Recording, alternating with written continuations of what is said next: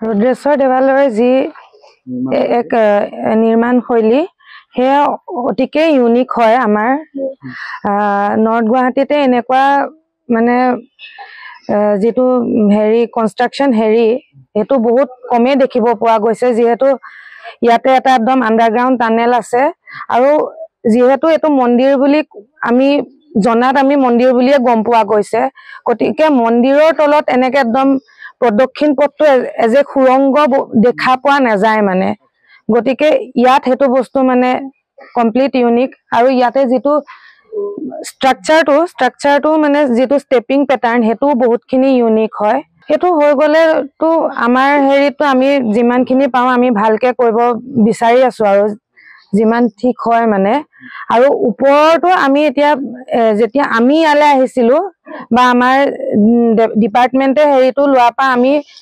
ইয়াত কাঠে পাইছো ওপৰৰ যেটো স্ট্ৰাকচাৰ আমি অৰিজিনাল স্ট্ৰাকচাৰটো এতিয়ালৈকে দেখা নাই গতিকে আমি এতিয়া কাঠেৰে বস্তুটো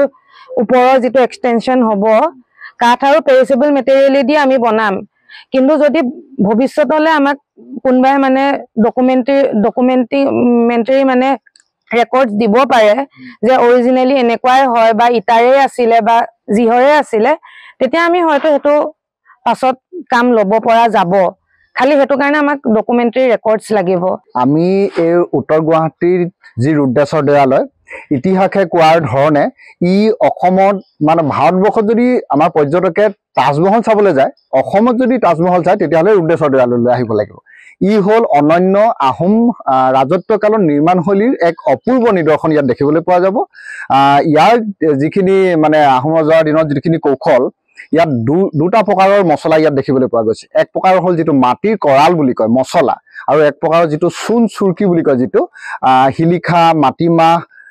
আগত যি বৰালি মাছ হন এবিধ মৰাপাত জাতীয় এই বস্তুখিনি যিখিনি বনাইছিলে ইয়াত কিন্তু তাৰ গোটেই বস্তুখিনি তথ্যভিত্তিক আছে আৰু ইয়াৰ যিখিনি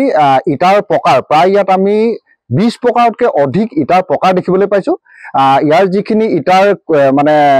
গঠন প্ৰণালী আৰু আমি যেহেতু এতিয়া ইয়াত সুৰংগ দেখা পোৱা গৈছিলে সুৰংগবিলাক যেহেতু জয়েন কৰিছে যেটো আহোম বুৰঞ্জীয়ে কয় যে গঠিয়াহিল আৰু লঠিয়াহিল ইয়াত যি বস্তুটো আমি ইটাটো যেটো জয়েন কৰিছো ওপৰত যেটো জয়েন কৰাটো কৌশল সেই বস্তুটো হল আপোনাৰ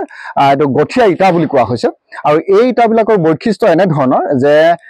আজি তাৰিখত বিজ্ঞানে কোৱা মতে এই ইটাৰ প্ৰায় 1000 বছৰ আয়ুস এটো হল ইটা বনোৱাৰ পাছত মিঠাতেলত ইয়াক ডুবাই ৰখা হৈছিল যাতে 1000 বছৰলৈ পানীয়ে ইয়াক নুহুহে গতিকে ই হল অনন্য আৰু মানে ইয়াত বহুতখিনি অধ্যয়ন কৰিবলগীয়া আছে গতিকে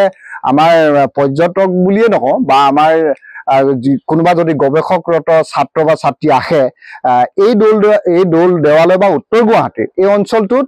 ৰুদ্ৰসিংহ স্বৰ্গদেৱে প্ৰায় 7.5 লাখ সৈন্য লৈ বংগদেশে আক্ৰমণ কৰিবলৈ ইয়াত গোট খাইছিলে গতিকে ঐতিহাসিকভাৱে এই অঞ্চলৰ গুৰুত্ব বহুত বেছি আছে আৰু পৰ্যটন বিভাগৰ ক্ষেত্ৰত অনন্য বুলি ক'ব বিচাৰো আমি